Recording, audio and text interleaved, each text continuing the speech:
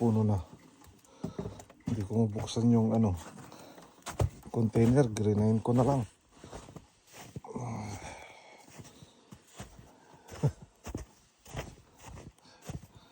Hinukay ko pa.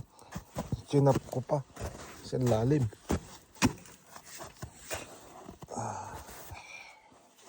Kasi may kailangan ako rito sa loob. Dito ko dadalhin yung mga mga irik dahil kakainin ng bao pag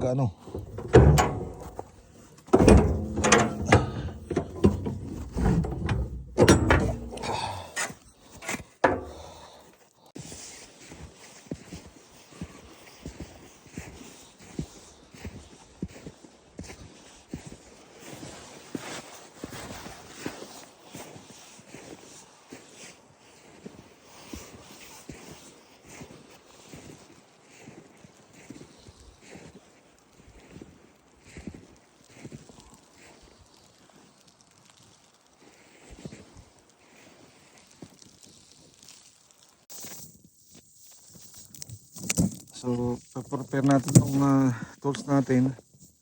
Then, babalikan ko to para kunin, para makapagsimula tayo sa pag-frame.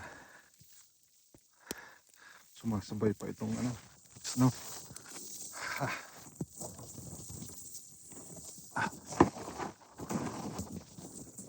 Isa-set up ko lang itong mga tools ko, mga materyales. Then, siguro, mamayang hapon umpisahan ko na mag-framing.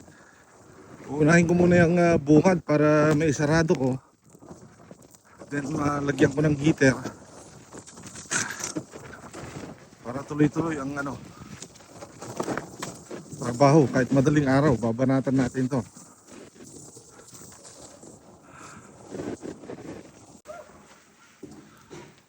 Look at that, mga bagyo.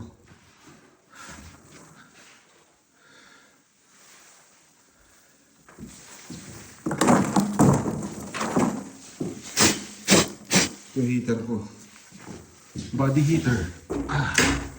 Ile-layout ko muna ito. I-move ko yung mga pangbakod ko dyan, yung generator.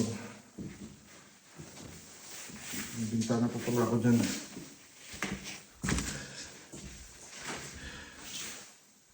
Yeah. So, ile-layout ko muna mamaya. Daling ko muna yung mga gamit konti-unti.